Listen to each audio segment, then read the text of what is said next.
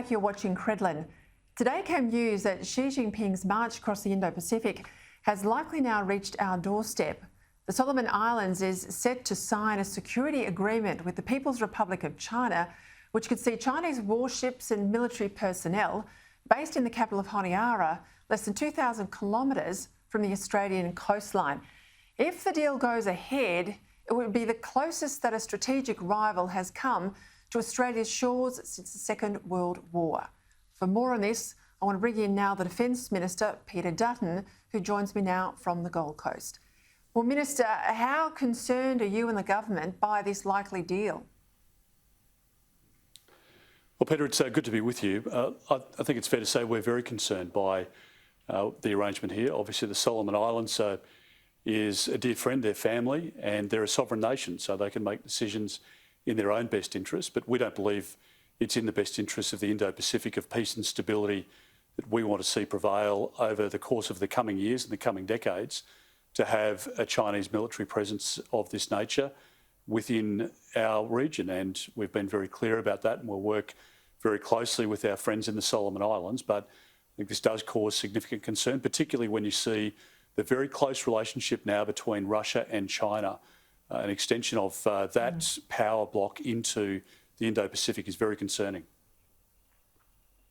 It was only a couple of months ago, of course, Australia was supporting the Solomon Island government when there was widespread rioting in the capital, and now they've decided to move closer to China. What went wrong? What can be done now?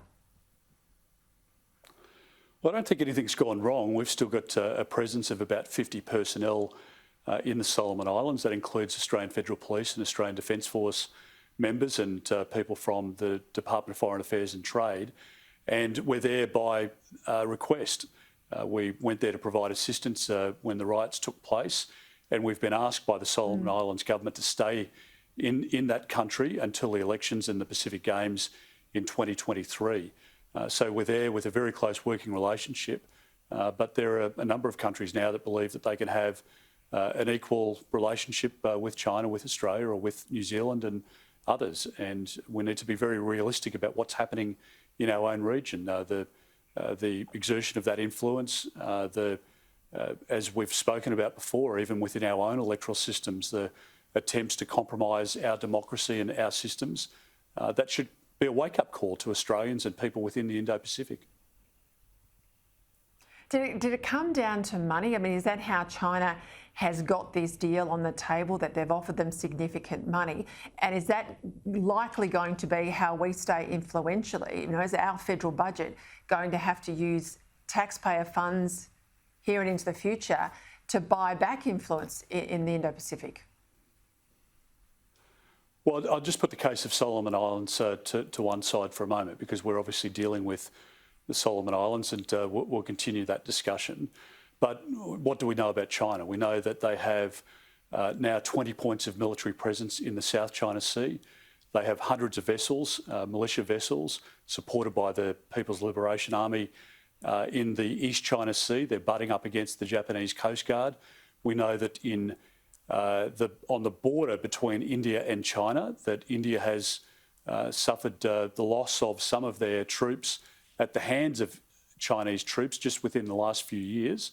We know that China is involved in cyber attacks, including on Australia. We know that they're involved in the theft of health records, of intellectual property, of companies that might be involved in negotiations with the Chinese government, or with companies that are based in China.